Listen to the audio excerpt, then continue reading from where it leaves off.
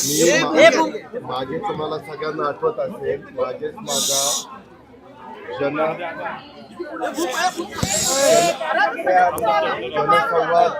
कार्यक्रम आणि परिवार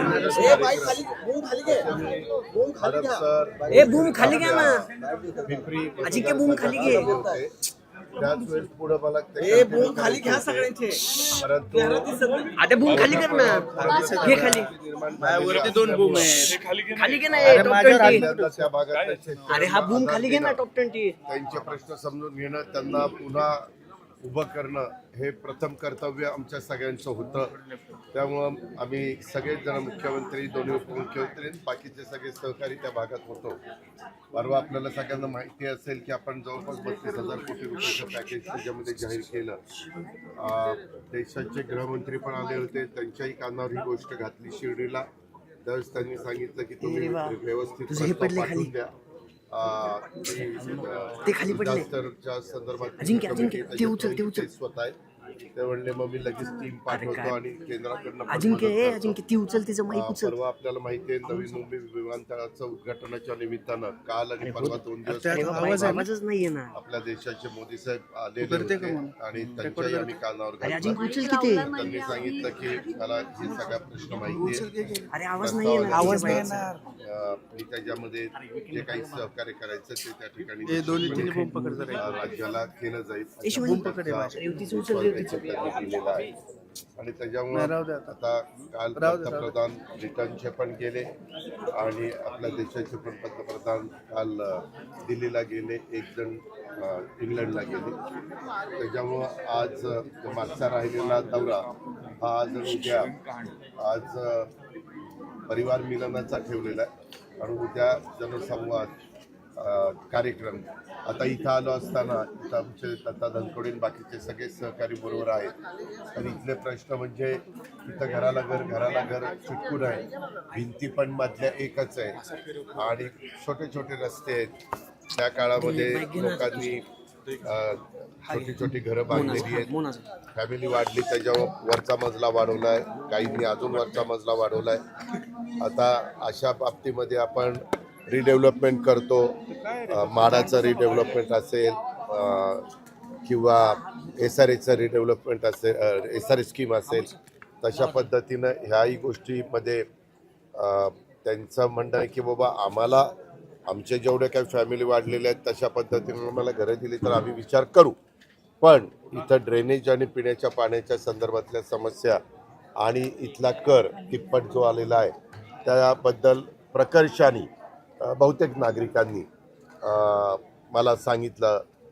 काही ठिकाणी तर इथल्या मुली IT मध्ये आहेत, त्यांनी स्वतःचे फ्लॅट घेतलेत पण त्यांचे आईवडील इथं राहतात म्हणून इथं येतात. आणि त्यांनी सांगितलं इथं काय होतं आहे, कचऱ्याची विल्हेवाट नीट लागत नाही आणि त्याच्यामुळं घुशींचं प्रमाण वाढतंय. घुशी वाढल्या की ड्रेनेजचे लाईन आहे त्याच्या खालची जर माती भुसभुशीत झाली की तिथं लीक होती आणि लीक झाल्यावर लोकांना त्याचा बराचसा त्रास होतो. साधारण ह्या परिवार मिलनाच्या निमित्तानं अशा पद्धतीनं गरीब मध्यमवर्गीय जो राहतोय त्याच्या पण समस्या लक्षात येतात. कार्यकर्ते पण भेटतात, लाडक्या बहिणी पण भेटतात, वेगवेगळे समाजातले प्रतिनिधी भेटल्यानंतर त्यांचे पण काही प्रश्न हे लक्षामध्ये येतात आणि ऐकणं आणि स्वतः डोळ्यांनी पाहणं याच्यामध्ये फरक आहे. आणि त्याच्यामुळं आम्ही हा परिवार मिलनाचा कार्यक्रम. दादा निलेश घायवळचं सगळं प्रकरण तुम्ही बघताय. निलेश घायवळचं आहे पासपोर्ट, त्यानंतर त्याच्या घरावर छापेमारी झाली, त्याच्या भावाला परवाना योगेश कदमांनी दिला असं समोर आलं. या सगळ्यावर पालकमंत्री म्हणून तुम्ही ऍक्शन. यामध्ये मी स्वतः CPना सांगितलेलं आहे की कोण कुठल्या गटाचं तटाचं पक्षाचं कुणाचा जवळचा कार्यकर्ता लांबचा कार्यकर्ता कुणाबरोबर फोटो आहेत नाहीत हे असलं काही बघू नका. जर तिथं चूक असेल, जर कुणी कायदा हातात घेण्याचा प्रयत्न करत असेल, नियमाला पायमल्लीला लावण्याचा प्रयत्न करत असेल तर त्याच्यावर ॲक्शन घ्या. त्यांनी मला सांगितलं की जरी काहींनी शिफारस केलेली असली तरी इथल्या CPनी त्यांना शस्त्र परवाना दिलेला नाही असं स्वतः आयुक्तांनी मला सांगितलेलं आहे. आणि आयुक्तांना पण मी सांगितलं की हे कुणाचाही पुण्यामध्ये असो नाहीतर पुण्याच्या बाहेर महाराष्ट्रात कुठेही असो कायदा सुव्यवस्था चांगली ठेवणं हे सरकार म्हणून आपलं सगळ्यांचं काम आहे. पोलिसांची पण ही महत्त्वाची जबाबदारी आहे. मी त्याच्यामध्ये कुठल्याही परिस्थितीत कुणाकडनंच राजकीय हस्तक्षेप होऊ देणार नाही. मी काल 2 दिवस मुख्यमंत्री उपमुख्यमंत्री आणि आम्ही सगळे तिघं एकत्रच होतो ह्या 2 पंतप्रधानांच्या कार्यक्रमाच्यामुळं. त्याही वेळेस हा विषय निघालेला होता. त्यावेळेस मुख्यमंत्र्यांनी पण हीच भूमिका त्या बाबतीमध्ये मांडली की अजिबात कुणाचे फिकीर करायची नाही. ज्यांनी कुठं चुका केलेल्या असतील त्याच्यावर रीतसर कारवाई करायची आणि एकंदरीतच या सगळ्याची चौकशी करून जे कोणी दोषी असतील जे कोणी संबंधित असतील त्यांच्यावर पुढची ॲक्शन एक मिनिट पुढची ॲक्शन घ्यायची. आणि पत्रकार मित्रांनो आपल्याला माहिती आहे आता मी इथं आलो तुम्ही बघताय सकाळपासून अनेक लोक येतात आणि बरोबर फोटो त्या ठिकाणी काढतात. आता आपल्याला माहिती नसतं कोण नक्की कसं काम करतंय काय करतंय. त्याच्यामुळं अलीकडे जे काही मोबाईल आलेले आहेत किंवा मोबाईलच्याद्वारे व्हिडिओ काढले जातात किंवा फोटो काढले जातात किंवा सेल्फी काढल्या जातात वगैरे हे काढल्या गेलेल्या असल्या तरी एखाद्याच्या बरोबर फोटो असला म्हणजे त्याचा संबंध असतो अशातला भाग नाही. पण जर तो कुणी त्यांचे चौकशी करत असताना कुठं फोन संभाषण पुरावे अशा ह्या सगळ्या गोष्टी लक्षात आल्या निदर्शनास आल्या तर त्याच्यावर ॲक्शन घेतली पाहिजे. ऐका ना मी आता तुम्ही पत्रकार मित्रांनो माझी हात जोडून विनंती आहे तुम्ही तुमचा मान ठेवण्याकरता मी थांबलो लगेच. तुम्ही काय करता माझं बोलणं झालं की हे असं म्हणतो ते तसं म्हणतो कोणी काय म्हणतं हा ज्याचा त्याचा प्रश्न आहे. मला त्या संविधानाने प्रत्येकाला तो अधिकार दिलेला आहे. माझं एवढंच मत आहे. मी राज्याच्या प्रमुखांशी बोललोय. मी पालकमंत्री म्हणून अनेक वर्ष तुम्ही मला बघताय. ह्याच्यामध्ये मागच्या काळामध्ये काही बाबतीमध्ये बरेच त्याला 10-12 वर्ष झाली असतील काहींना पक्षप्रवेश त्यावेळेस आजमभाई पानसरेंनी मला आग्रह केला होता. ते माझे जिल्हा अध्यक्ष होते पिंपरी चिंचवडचे आणि तो पक्षप्रवेश झाल्यानंतर माझ्या लक्षात आलं की काहीतरी गडबड झालेली आहे आणि अतिशय चुकीच्या व्यक्तीला पक्षात प्रवेश केला. पण मला कळल्या मी संध्याकाळी काढून टाकलं. त्याच्यामुळं माझा तुम्हाला प्रत्येकाला स्वभाव माहिती आहे. मी जाहीर भाषणात पण बोलतो माझ्या कार्यकर्त्यांच्या मेळाव्यात पण बोलतो आणि जेव्हा आम्ही एकत्र सहकारी बसतो तेव्हाही मी सांगतो बाबांनो मी तुमच्याकरता माझं सर्वस्व पणाला लावील. तुमच्यावर अन्याय झाला तर तुम्हाला जर कुणी जाणीवपूर्वक त्रास देण्याचा प्रयत्न केला तर पण तुम्हीच जर त्याच्यामध्ये कुठंतरी तुमचे हात त्याच्यामध्ये हे झालेले असतील खराब झालेले असतील तर त्याला काही पाठीशी घालायला आम्ही मोकळे नाहीत आणि आमच्याकडे ते होणार. दादा पण पोलिसांच्या कार्यपद्धतीबद्दल काय वाटतंय कारण सगळी ती चौकशी करायला सांगितलेली आहे. कुणी पासपोर्ट दिला काय दिला कुणाची शिफारस होती काय होती ह्याचा तर शस्त्र परवाना तर दिला नाही असं स्वतः सीपीचं म्हणणं आहे. योगेश कदमांनी दिला असं बोललं जातं. अहो दिला एक मिनिट तसं नाही. त्यांनी शिफारस केली परंतु सीपीने दिला नाही असं सीपीचं म्हणणं आहे. असं काय करताय. मला स्वतः सीपी म्हणाले दादा शिफारस केली पण त्यावर 2 नेत्यांच्या दबाव होता असंही त्यांनी चौकशी होईल ना बाबा.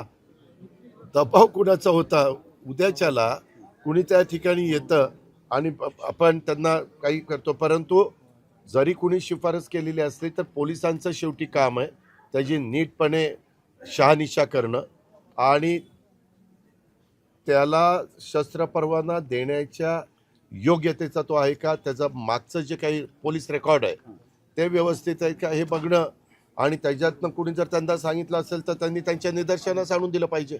आता मी 35 वर्ष राजकीय जीवनात काम करतो अनेक डिपार्टमेंट सांभाळतो तुम्ही पण बघितलेलं आहे. परंतु एखाद्या गोष्टीला मी रिमार्क मारला आणि सांगितलं आणि त्याच्यातनं परत फाईलला सचिवाकडे जाते किंवा संबंधित डिपार्टमेंटकडे जाते त्यावेळेस त्यांनी लक्षात आणून द्यायचं असतं की तुम्ही हे सांगताय परंतु वस्तुस्थिती ही आहे आणि त्यांनी सांगून देखील आम्ही म्हणलं नाही वस्तुस्थिती आहे तरी देखील आपल्याला करायचं तर तो 100% दोषी आहे. दादा पण पोलिसांच्या कार्यपद्धतीवर काय वाटतं? हे लंडन नवी मुंबई विमानतळाचं उद्घाटन केलं तुम्ही पण त्या चौकशी करावी मी स्वतः सूचना केलेल्या आहे. मी त्याच्यामध्ये प्रत्येक वेळेस आज मी आपल्या राज्याचं 8 लाख कोटीचं बजेट मी त्या ठिकाणी पाहतो. हे बघत असताना माझं सतत प्रत्येकाला सांगणं असतं की उद्याच्याला हा जनतेचा पैसा आहे. हा देत असताना कुठंही लिकेजेस होता कामा नये, पारदर्शकता राहिली पाहिजे आणि अशा पद्धतीच्या तक्रारी आल्या तर त्याची चौकशी केली पाहिजे. दूध का दूध पाणी का पाणी दाखवलं पाहिजे. विमानतळाचं तुम्ही उद्घाटन केलं पण त्याला नाव काय द्यायचं याच्यावर सध्या संभ्रम आहे. दिवा पाटील नाव बदलण्यात येणार आहे. एकदा तो विमानतळ व्यवस्थितपणे चालू होऊ द्या. त्याच्यामध्ये आम्ही बघितलं, पंतप्रधानांनी पण पाहिलं, साधारण टेक ऑफ अँड लँडिंगला अजून 45 दिवस लागणार आहेत. परंतु काय होतं, एकदा मान्यवरांनी तारीख दिली, उद्घाटन केलं की पुढची गोष्टी थोड्याशा गतीनं व्हायला मदत होते.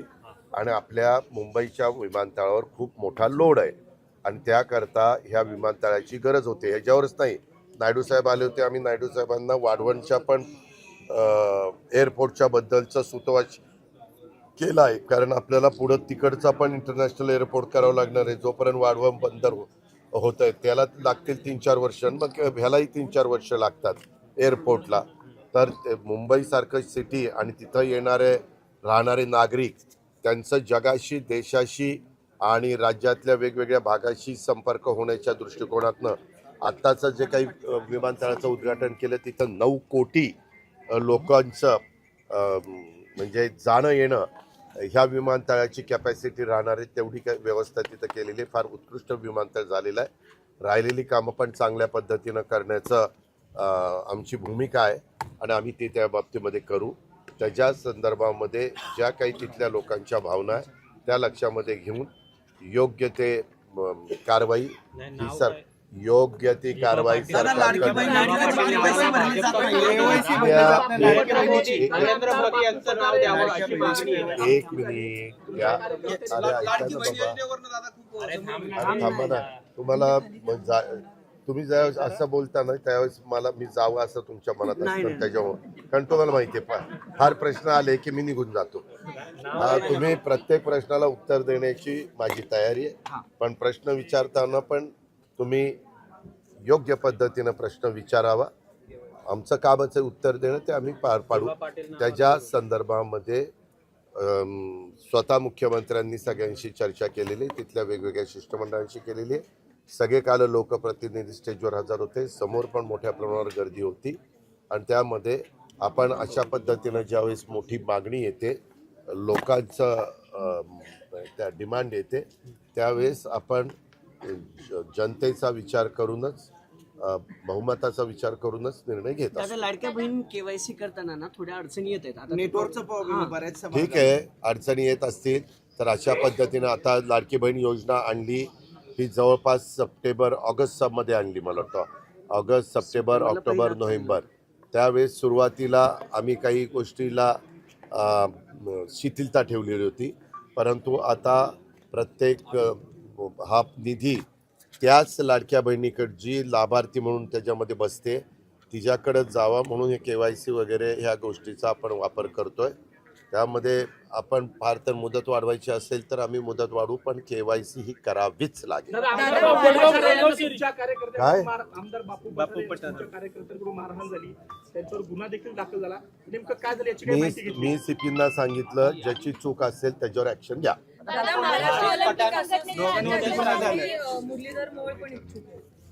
ताई तुम्हाला पण जर फॉर्म भरता येत असेल तर आपण पण भरू शकता.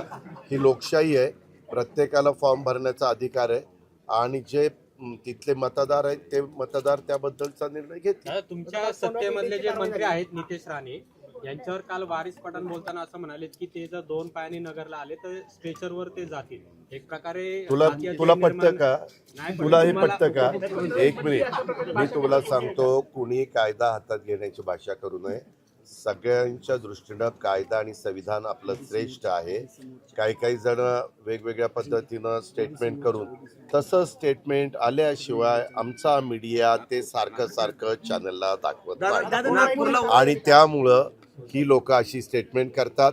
त्याला माझी तुम्हालाही विनंती आहे, जे अशा पद्धतीनं स्टेटमेंट करतील त्याला तुम्ही जसं काही अतिशय ईर्षाल एखादी शिवी हसडली की दाखवत नाही, फुल्या मारता, तशा पद्धतीनं हे जर तुम्ही केलं तर आपल्याला ह्या महाराष्ट्रात शिवशाहू फुले आंबेडकरांच्या महाराष्ट्रामध्ये लोक असलं बोलायचं सोडून देतील अशी माझी पण तुम्हाला ओबीसी मोर्चा आहे. भुजबळ आणि सगळे नेते ओबीसी मोर्चाला हजर राहणार आहेत. आता नागपूरमध्ये होतोय मराठा वर्सेस ओबीसी हा वाद पुन्हा.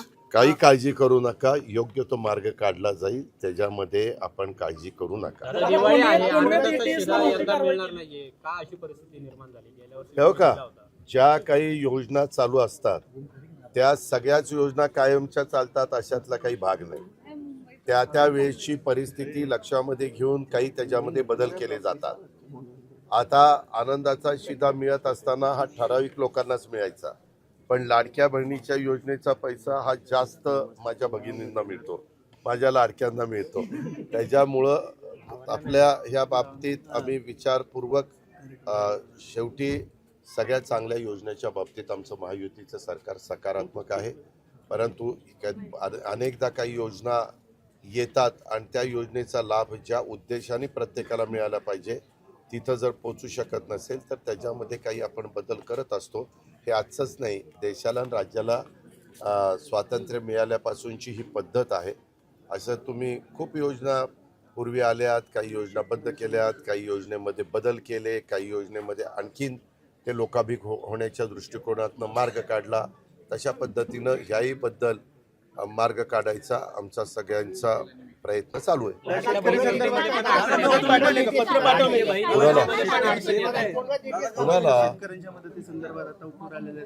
अहो, त्याच्या संदर्भात जोपर्यंत आपल्या ज्या भागामध्ये अतिवृष्टी झाली, विशेषतः मराठवाडा, आपल्या इकडचा सोलापूर, तिकडं जळगाव वगैरे, पालघर कोकणातलं किंवा विदर्भातले काही, तिथं ह्या सगळ्याच्या बाबतीमधले सगळे पंचनामे आणि सगळे पूल किंवा रस्ते किंवा काय हे सगळे यायला थोडासा वेळ लागतोय. परंतु तरी देखील आत्ता आम्ही जे 32,000 कोटीचं पॅकेज जाहीर केलेलं आहे ते दिवाळीच्या आत त्यांना DBTवर कसे पैसे देता येतील ह्याबद्दलचा प्रयत्न चालू आहे. आणि काल चीफ सेक्रेटरी पण आमच्याबरोबर होते की तुम्ही सगळ्या कलेक्टरांशी बोलून ताबडतोब ते सगळा जी काही माहिती आहे ती गोळा करा. कारण एकदा तुम्ही प्रस्ताव पाठवला, परत दुसरा प्रस्ताव तुम्हाला पाठवता येत नाही आमच्या पाठीमागचं जे पाठवलं त्याच्यात ही चूक राहिली, ती चूक राहिली, त्याच्यावर थोडासा विलंब लागतो. पण तुम्ही पाहिलं असेल तिथं अमितभाई पण म्हणाले की तुम्हाला मी मदत करीन आणि काल आम्ही पंतप्रधानांना पण विनंती केली. कर्जमाफीचा निर्णय खरं तर शेतकऱ्यांना 32,000 कोटीचा पॅकेज जाहीर करताना मुख्यमंत्र्यांनी त्याचं उत्तर दिलंय. तू ऐकलं नसेल तर पुन्हा तिथली पहा.